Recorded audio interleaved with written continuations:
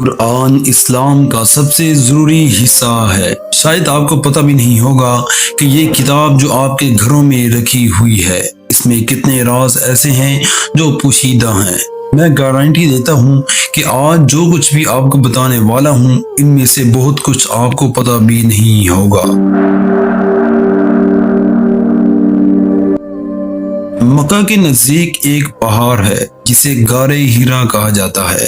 اس جگہ پر اللہ کے آخری نبی حضرت محمد رسول اللہ صلی اللہ علیہ وآلہ وسلم کی اللہ کے فرشتے حضرت جبرائیل علیہ السلام سے ملاقات ہوئی، جہاں نبی پاک کو اللہ کی طرف سے پہلا میسج ملا جو کہ سورۃ العلق کی پہلی آیتیں تھیں۔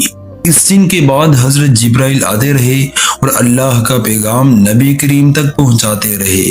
نبی پاک نے اللہ کا پیغام لوگوں تک پہنچایا اور لوگ مسلمان ہوتے گئے۔ جیسے جیسے کوئی پیغام اللہ کی طرف سے آیت آئی تو نبی پاک اسے اپنے صحابہ اکرام کو بتاتے۔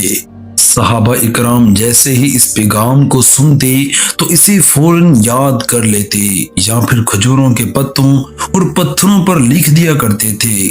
یہ سلسلہ 23 سال تک چلا۔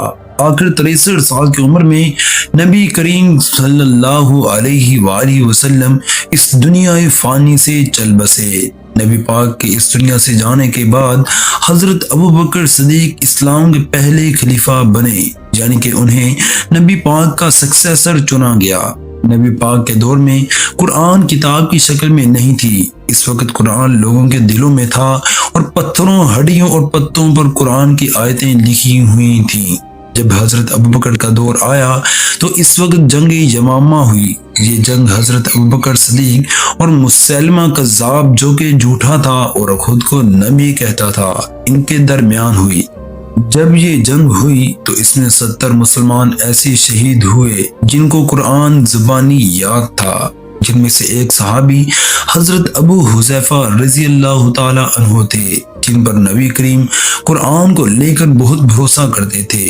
تو ان صحابیوں کی شہادت کے بعد حضرت عمر رضی اللہ تعالی عنہ نے حضرت ابوبکر کو ساری آیتوں کو ایک کتاب کی صورت میں اکٹھا کرنے کے لیے ایگری کر لیا اور اس کام کی ذمہ داری حضرت زید بن ثابت رضی اللہ تعالی عنہ کو دے دی گئی۔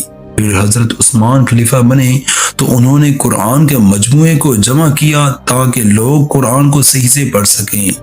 جب سے یہ قرآن کتاب کی شکل میں آیا ہے، اس نے اپنے خاص ہونے کا ثبوت دیا ہے۔ جیسے جیسے سائنس ترقی کرتی گئی، قرآن کے راز ہمارے سامنے کھلتے گئے۔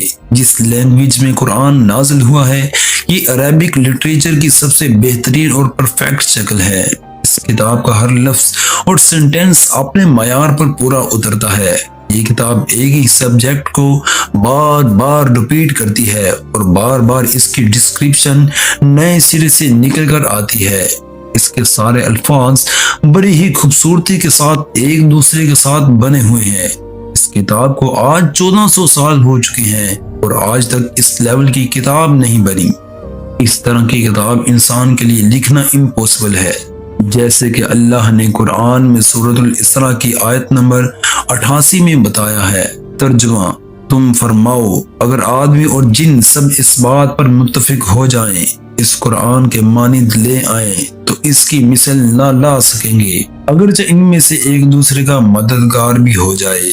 نبی کریم نے بھی اپنی لائف ٹائم میں جو میسیجز دیے ہیں، ان میں سے بھی ایک ایسی اپیل نہیں ہے جو قرآن میں ہے۔